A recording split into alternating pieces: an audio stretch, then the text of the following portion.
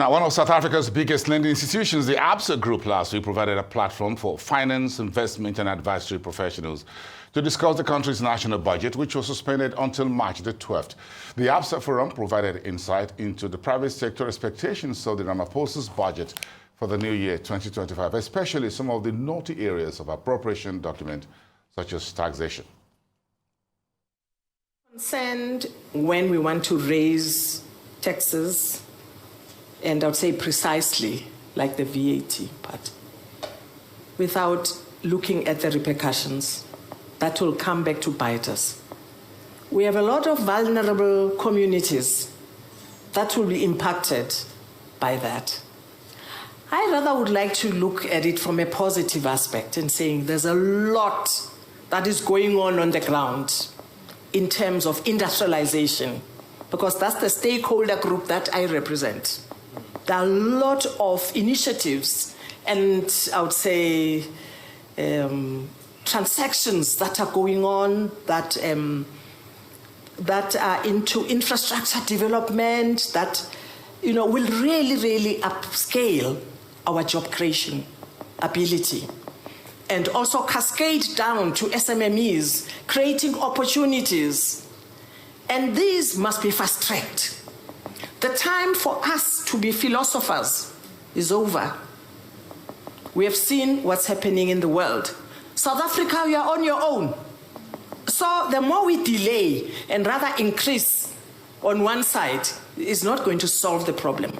We better get people to work. We better get those opportunities up and going. We have our financial institutions here, state-owned, the ABSAs and the others. Let's get to work. Let's not divide South Africa as private sector, public sector.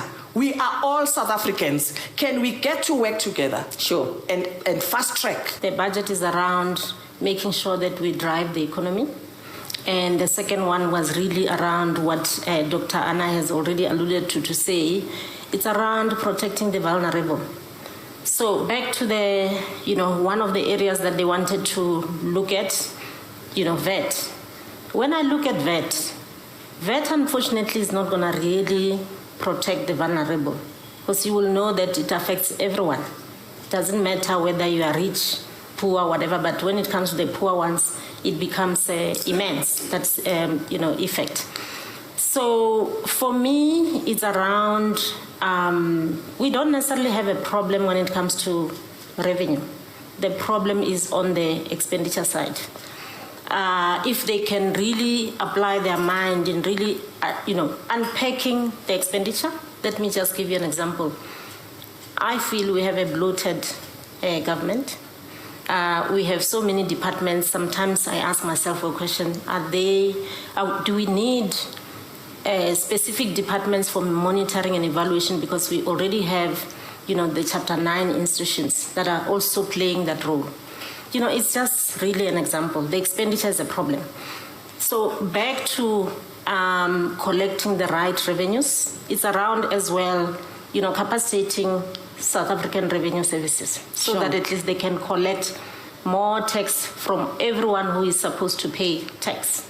Yeah, I don't want to go to the corporate tax, to the individual tax, because, the economy is not growing. All of us, we can feel it. If I can share with you that I was listening to one of the speakers, Busima Vuso to be specific. She said for a country that is really doing well, we should have 10% of the poor, 10% of the rich, and the balance is the middle class. I look at the middle class in South Africa. I'm not sure if we are middle class anymore. We're relegating to the poor because we have to support others. The government faces a dilemma where we find ourselves with debt rising as a country, spending a significant amount of our income or revenue on servicing interest on debt, which is really non-beneficial. And with so many lagging programs, I'll use the infrastructure program that was mooted approximately 3 years ago, but we haven't seen a real rollout of that. As yet, there is indeed a need to generate more cash in the economy. And I use that specifically because I think it is a combination of finding additional revenue, and I do believe, and the SARS Commissioner made the point, that we can get more through better tax collection. But it must be balanced with also inward focus on cutting costs as an economy, so that we free up additional cash, so that we can invest in infrastructure spend as a government, as an example, because inherently that benefits the entire value chains as well as creating immediate jobs. And I think that fine balance is needed going forward. Because we were also discussing that my colleagues within the industry are also reporting that there is still a possibility that there could be an increase in VAT. It might not be 2%. I'm hearing a whole lot of 1%. Don't quote me. I cannot be quoted, but it could potentially be on the table. Yeah. So just your initial reflections then. Yeah, so I share a lot of the sentiments that my colleagues here have. I think we have to take a short-term view and a long-term view. In the short term, we have to make very difficult decisions. We have the 60 billion hole that we need to address, and that can only come from direct taxes, indirect taxes, or spending cuts, right? So we need to figure out how we can manage that. Other potential avenues might be raising revenue. That's always very unpopular. Things like privatization, potential land sales, etc. But that's the scope in which we have to work, and we need to come up with a solution in the short term within that framework. As Mark said, we can't find ourselves in this situation continually into the future. And so we need to start building the capabilities immediately so that we can drive long-term competitiveness. You know, I was looking at our global competitors on manufacturing, and we're number 51 in the world in terms of, you know, our ability to deliver goods globally versus other countries. We need to work on that. We need to make sure we have the right skills, we have the right value chains, we have the right logistics in place, we have the right incentives in place to bring companies in, so that we then have the ability to grow the revenue base, and then we have more taxes available. So we need to start thinking to the future to ensure that we don't find ourselves in this position. You know, when you talk about, reimagining, industrialization or the black industrialist, you have to, think about a mind shift. There's got to be a lot of collaboration that needs to take place, and I don't think it's just primarily, just the DFIs or the government or just the banks, but it really is going to be, a partnership model that we have to look at. So, I mean, we know that the biggest, challenge for the black industrialists is that equity gap that you were talking about. It's not the lack of opportunities. It's the equity gap, one, but number two, the lack of track record of black industrialists. And the second one, and the third one is obviously, business development, which, speaks to future growth and sustaining that growth once we have funded. So, I mean, as you know, the banks are driven by risk assessment. So it often is very difficult for us to just, sign off or get approvals on transactions, irrespective of the race, but, more so for black industrialists because of the reasons that I've mentioned, and obviously the historical background of black people. So, I mean, at ABSA, our philosophy is, obviously to drive or pursue this inclusive growth.